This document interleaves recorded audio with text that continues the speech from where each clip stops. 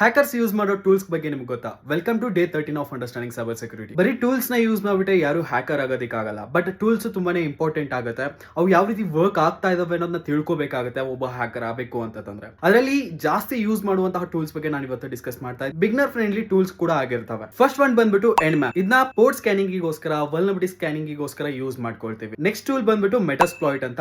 ಈ ಮೆಟಾಸ್ಪ್ಲಾಯ್ಟ್ ಟೂಲ್ ನ ನಾವು ಪೇಲೋಡ್ಸ್ ನ ಕ್ರಿಯೇಟ್ ಮಾಡೋದಕ್ಕೆ, ಆಮೇಲೆ ಸಿಸ್ಟಮ್ಸ್ ಗಳನ್ನ ಹ್ಯಾಕ್ ಮಾಡೋದಕ್ಕೋಸ್ಕರ ಯೂಸ್ ಮಾಡ್ಕೊಳ್ತೀವಿ. ಇದು ಒಂದು ದೊಡ್ಡ ಸೂಟ್ ಅಂತ ಹೇಳ್ಬೋದು. ಇದರಲ್ಲಿ ಎಲ್ಲ ಇನ್ಕ್ಲೂಡ್ ಇರ್ತಾವೆ. ಸರ್ವರ್ ಹ್ಯಾಕ್ ಮಾಡೋದಕ್ಕೆ ಪೇಲೋಡ್ಸ್ ಗಳಿರ್ತವೆ, ಮೊಬೈಲ್ ನ ಹ್ಯಾಕ್ ಮಾಡೋದಕ್ಕೆ ಪೇಲೋಡ್ಸ್ ಗಳಿರ್ತವೆ, ಸಿಸ್ಟಮ್ಸ್ ಗಳನ್ನ ಹ್ಯಾಕ್ ಮಾಡೋದಕ್ಕೆ ಪೇಲೋಡ್ಸ್ ಗಳಿರ್ತವೆ. ಸೊ ಅವನ್ನೆಲ್ಲ ಯೂಸ್ ಮಾಡ್ಕೊಬಿಟ್ಟು ನಾವ್ ಏನ್ ಮಾಡ್ಬೋದು ಅಂತಂದ್ರೆ ಹ್ಯಾಕಿಂಗ್ ಪ್ರಾಕ್ಟೀಸ್ ಮಾಡಬಹುದು. ಇನ್ನೊಂದು ಟೂಲ್ ಬಂದ್ಬಿಟ್ಟು ಬರ್ಬ್ ಸೂಟ್ ಅಂತ. ಇದು ಬಗ್ ಹಂಟರ್ಸ್ ಗೆ ಹೇಳಿ ಮಾಡಿಸಿರುವಂತಹ ಟೂಲ್. ಇದೊಂದು ಪ್ರಾಕ್ಸಿ ಟೂಲ್ ಆಗಿರುತ್ತೆ. ವೆಬ್ ಅಪ್ಲಿಕೇಶನ್ ಹ್ಯಾಕಿಂಗಿಗೋಸ್ಕರ, ಮೊಬೈಲ್ ಅಪ್ಲಿಕೇಶನ್ ಹ್ಯಾಕಿಂಗಿಗೋಸ್ಕರ ನಾವ್ ಏನ್ ಮಾಡ್ಕೊಳ್ತೀವಿ ಅಂತಂದ್ರೆ ಬರ್ಬ್ ಸೂಟ್ ನ ಯೂಸ್ ಮಾಡ್ಕೊಳ್ತೀವಿ. ಲಾಸ್ಟ್ ಒಂದು ಟೂಲ್ ಬಂದ್ಬಿಟ್ಟು ವೈರ್ ಶಾರ್ಕ್. ವೈರ್ ಶಾರ್ಕ್ ಏನ್ ಮಾಡುತ್ತೆ ಅಂದ್ರೆ ನೆಟ್ವರ್ಕ್ ಮಾನಿಟರಿಂಗಿಗೋಸ್ಕರ, ನೆಟ್ವರ್ಕ್ ಟ್ರಾಫಿಕ್ ಮಾನಿಟರಿಂಗಿಗೋಸ್ಕರ ಯೂಸ್ ಮಾಡ್ಕೊಳ್ತೀವಿ.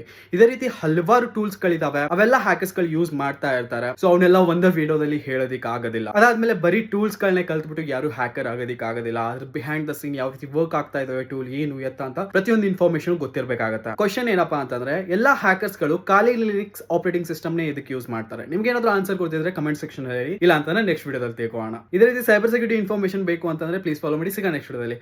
ಬಾಯ್.